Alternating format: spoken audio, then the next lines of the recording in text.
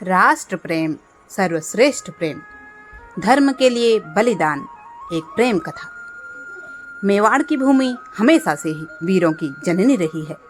महाराणा सांगा और महाराणा प्रताप इस कड़ी के सबसे उत्कृष्ट उदाहरण हैं। इसी क्रम में मेवाड़ में एक और महाराज हुए, नाम था महाराणा राज सिंह। अन्य राजपूत राजाओं के समान वे भी परमवीर थे और कई युद्धों में शत्रुओं को धूल चटा चुके थे। एक दिन जब महाराणा राज सिंह अपने मंत्रियों सामंतों के साथ राज दरबार की कार्रवाई में व्यस्त बैठे थे कि दरबान एक पत्र लेकर आता है जो रूपनगर से आया था। रूपनगर के राजपुरोहित स्वयं उस पत्र को लेकर आए थे। मेवाड़ और रूपनगर के बीच संबंध सदैव से ही बहुत अच्छे थे। इसीलिए राणा ने अविलंब पत्र पढ़ने की आज्ञा दी। रूपनगर के राजपुरोहित ने पत्र खोलकर पढ़ना शुरू किया।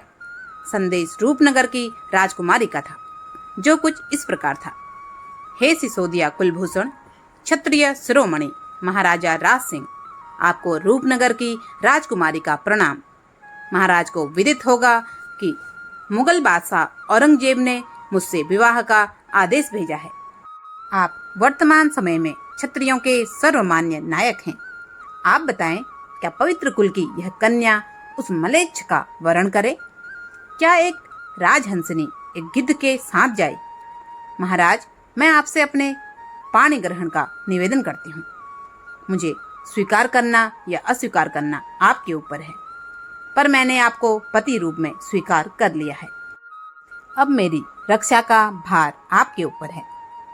आप यदि समय से मेरी रक्षा के लिए ना आए तो मुझे आत्महत्या करनी होगी।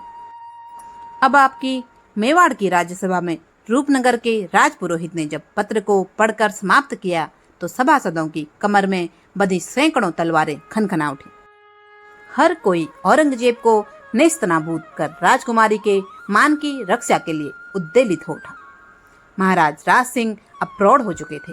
अब विवाह की न आयु बची थी न इच्छा, किंतु राजकुमारी के निवेदन को अस्वीकार करना भी संभव नहीं था।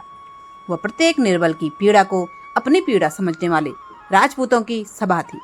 वह अपनी प्रतिष्ठा के लिए सैकड़ों बार शीश चढ़ाने वाले क्षत्रियों की सभा थी। फिर एक क्षत्रिय बालिका के इस समर्पण भरे निवेदन को अस्वीकार करना कहाँ संभव था? पर विवाह, महाराणा चिंतित हुए। महाराणा मौन थे, पर राजसभा मुखर थी। सब ने सामूहिक स्वर में कहा, राजकुमारी की प्रतिष्ठा की रक्षा करनी होगी महाराज, अन्यथा यह राज्यसभा भविष्य के सामने सदैव अपराधी बनी कायरों की भांति खड़ी रहेगी। हमें रूपनगर कूच करना ही होगा।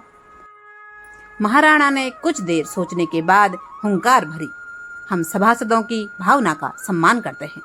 राजकुमारी की रक्षा करना हमारा कर्तव्य है और हम अपने कर्तव्य से पीछे नहीं हटेंगे। राजकुमारी की रक्षा के लिए आगे आने का सीधा अर्थ है औरंगजेब से युद्ध करना। सो सभी सरदारों को युद्ध के लिए तैयार होने का संदेश भेज दिया जाए।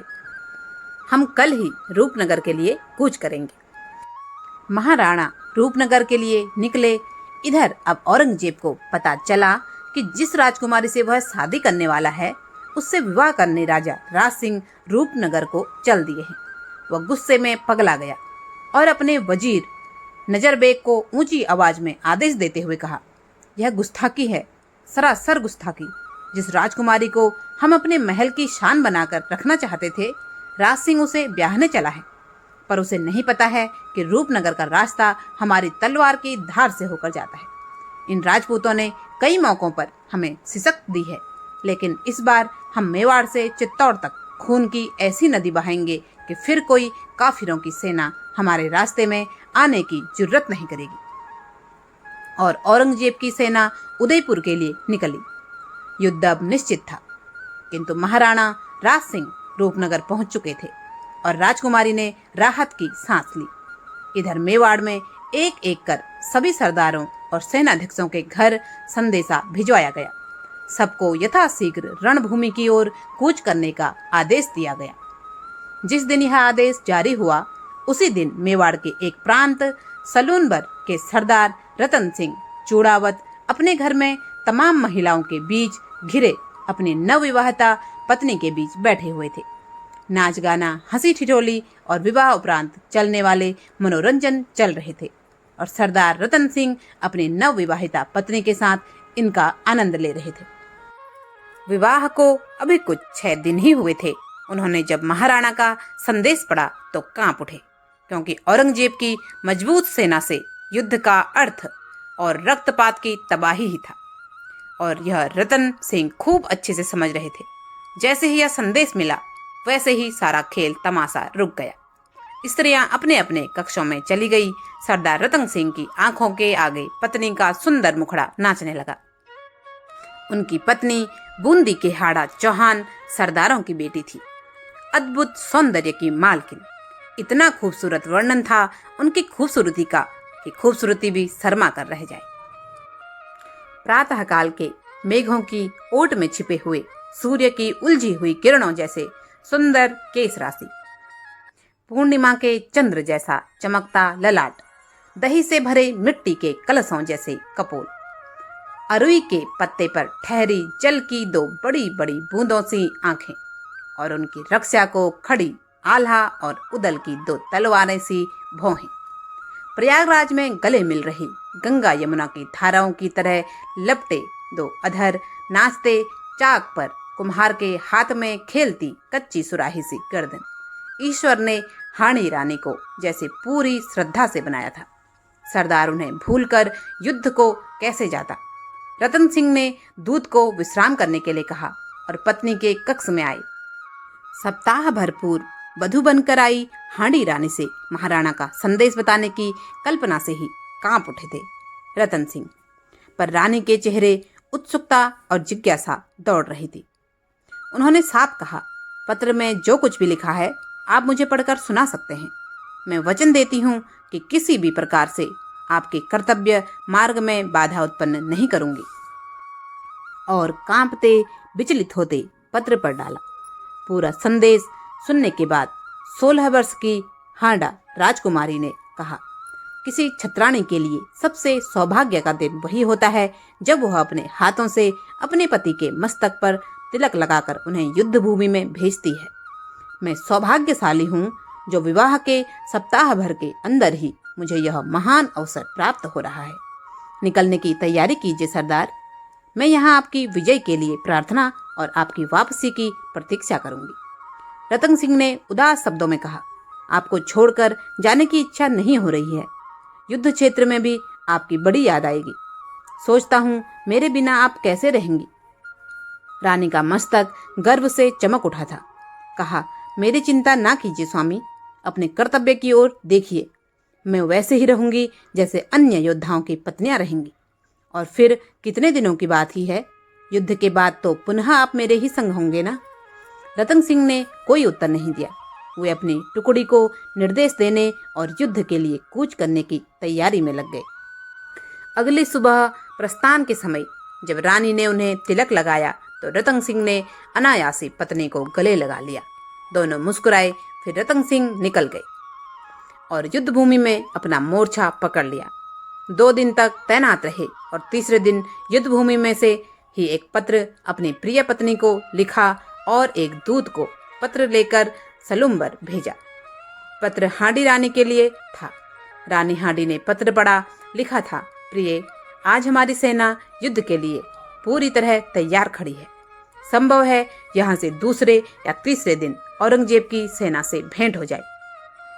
महाराणा रूपनगर गए हैं, इसलिए उनकी अनुपस्थिति में राज्य की रक्षा हमारे ही जिम्मे है। आपका मुखड़ा पल भर के लिए भी आंखों से ओझल नहीं होता है। आपके निकट था तो कह नहीं पाया, अभी आपसे दूर हूँ तो बिना कहे रहा भी नहीं जा रहा। मैं आपसे बहुत प्रेम करता हूँ। मैं भाग्यशाली हूँ कि आप मेरे जीवन में आई। आपका सरदार रतन सिंह चूड़ावत। रानी पत्र पढ़कर मुस्कुरा उठी। किसी से स्वयं के लिए यह सुनना कि मैं आपको बहुत प्रेम करता हूँ भांग से भी अधिक मजा देता है। रानी ने उत्तर देने के लिए कागज उठाया और बस इतना ही लिखा, आपकी और केवल आपकी। पत्रवाहक उत्तर लेकर चला गया। सरदार रतन सिंह चूड़ावत ने पत्र में लिखी वो एक पंक्ति पढ़ी और खुशी से झूम उठे। भूल गए कि वह इस समय रणभूमि में है और किसी बड़े युद्ध की तैयारी में है। अभी 2 दिन बीते थे कि रतन सिंह को अपनी पत्नी हाड़ी रानी की याद सताने लगी।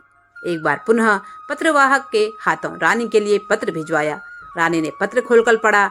उसमें लिखा था, उस दिन के आपके पत्र ने मदहोश कर दिया है। लगता है जैसे मैं आपके पास ही हूँ। हमारी तलवार मुगल सैनिकों के सिरों की प्रतीक्षा कर रही है। कल राजकुमारी का महाराणा के साथ विवाह है। औरंगजेब की सेना भी कल तक पहुंच जाएगी। औरंगजेब भड़का हुआ है, सो युद्ध भयानक होगा। मुझे स्वयं की चिंता नहीं, केवल आपकी चिंता सताती है। रानी ने पत्र पढ़ा, इस पर मुस्कुरा न सकी। आज उन्होंने कोई भी उत्तर नहीं भेजा। पत्रवाहक लौट गया। रतन सिंह को कुछ आश्चर्य हुआ, पर युद्ध की आहट दरवाजे तक आ चुकी थी, इसलिए बहुत अधिक सोचने का समय नहीं मिला। कुछ फुर्सत मिली तो रतन सिंह को फिर पत्नी की याद आने लगी और फिक्र भी होने लगी। एक पत्र और लिख डाला। अगले दिन संध्या के समय पत्रवाहक पुनः पत्र लेकर उपस्थित था। रानी ने उदास होकर पत्र खोला। लिखा था, औरंगजेब की सेना पहुंच चुकी है। प्रातःकाल में ही युद्ध प्रारंभ हो जाएगा। मैं वापस लौटूंगा या नहीं, यह अब नियति ही जानती है। अब शायद पत्र लिखने का मौका न मिले, सो आज पुनः कहता हूँ, मैंने अपने जीवन में सबसे अधिक प्रेम आपसे ही किया है।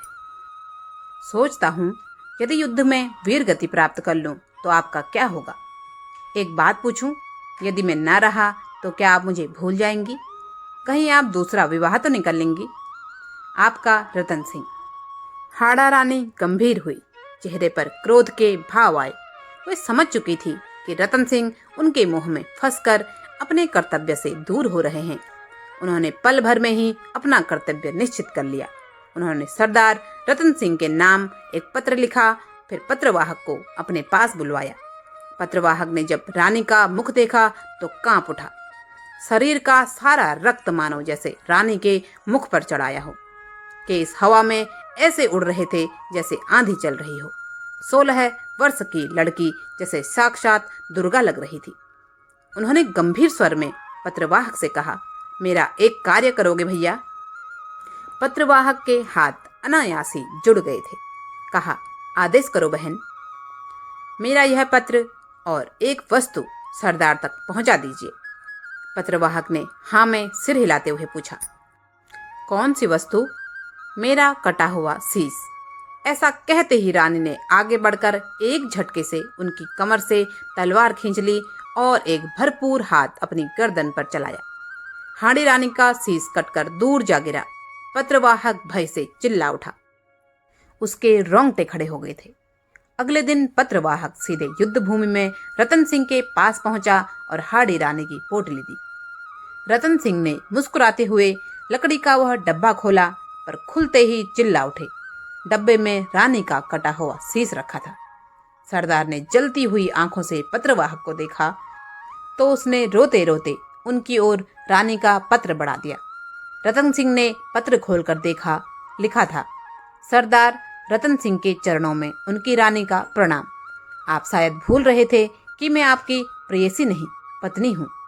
हमने पवित्र अग्नि को साक्षी मान कर फेरे लिए थे, सो मैं केवल इस जीवन भर के लिए ही नहीं, अगले 7 जन्मों तक के लिए आपकी और केवल आपकी ही हूँ। आपको मेरी बहुत चिंता हो रही थी। अच्छा लगा यह जानकर कि आप मुझसे कितना प्रेम करते हैं, पर आपकी यह चिंता राष्ट्र की रक्षा और क्षत्रिय धर्म के आड़े आ रही थी, इसलिए आपको सारी चिंता से आज मैं मुक्त करती हूँ। आज मैं आपको अपने मोह के सभी बंधनों से मुक्त करती हूँ। अब आप सिर्फ मुगल सेना से लोहा लेने पर ध्यान केंद्रित कीजिए। मैं स्वर्ग में बैठकर आपकी प्रतीक्षा करूंगी। रूपनगर की राजकुमारी के सम्मान की रक्षा आपका प्रथम कर्तव्य है।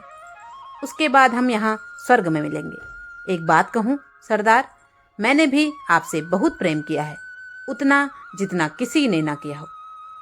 आपकी और सदैव आपकी। रतन सिंह की आंखों से अश्रुधारा बहने लगी। वे कुछ समय तक तड़पते रहे, फिर जाने क्यों मुस्कुरा उठे। उनका मस्तक ऊंचा हो गया था, उनकी छाती चौड़ी हो गई थी। उसके बाद तो जैसे समय भी ठहर कर रतन सिंह की तलवार की धार देखता रहा। 3 दिन तक चले युद्ध में राजपूतों की सेना विजयी हुई और इस युद्ध में सबसे अधिक रक्त सरदार रतन सिंह की तलवार ने ही पिया था। वह अंतिम समय तक लड़ा था। जब जब शत्रु के शस्त्र उसका शरीर छूते वह मुस्कुरा उठता था। एक एक करके उसके अंग करते गए और वह वीर गति को प्राप्त हुए और हमेशा के लिए अमर हो गई। रूपनगर की राजकुमारी मेवाड़ की छोटी रानी बनकर पूरी प्रतिष्ठा के साथ उदयपुर में उतर चुकी थी। हमारे वीर सैनिकों ने अनेक युद्ध लड़े, कभी जीते तो कभी हारे, पर प्रतिष्ठा कभी नहीं हारे। राजकुमारी की प्रतिष्ठा भी अमर हुई और साथ ही एक प्रेम कहानी भी अमर हुई जो इतिहास में कहीं दब कर रह गई। दोस्तों, प्रेम कहानियों के नाम पर हमारे सामने आज तक सिर्फ लैला मजनू, हीर रांझा या रोमियो जूलियट जैसी कहानियां ही परोसी गई। प्रेम, त्याग, बंधन और बंधनों से परे एक महान प्रेम की कहानी और इस तरह की कई अमर प्रेम कहानियां पता नहीं किन षड्यंत्रों के तहत हमेशा हमसे छुपाई गई। आज की कहानी आपको कैसी लगी कमेंट बॉक्स में जरूर बताएं और आप दुनिया के कौन से कोने से मेरी कहानी सुन रहे हैं यह भी जरूर बताएं। पिछला धन्यवाद जाता है लक्ष्मी चंद्र जी रेवाड़ी हरियाणा से, शशि बालाजी हरियाणा से। आप सभी के प्यारे प्यारे कमेंट्स हमेशा मेरी कहानियों में आते हैं, उसके लिए दिल से धन्यवाद। कहानी पसंद आए तो कृपया एक लाइक जरूर करें। चैनल पर अभी तक भी नए हैं तो सब्सक्राइब अवश्य करें और ज़्यादा से ज़्यादा धार्मिक लोगों के साथ शेयर करें। आपका बहुत बहुत धन्यवाद। जय जय श्री राम।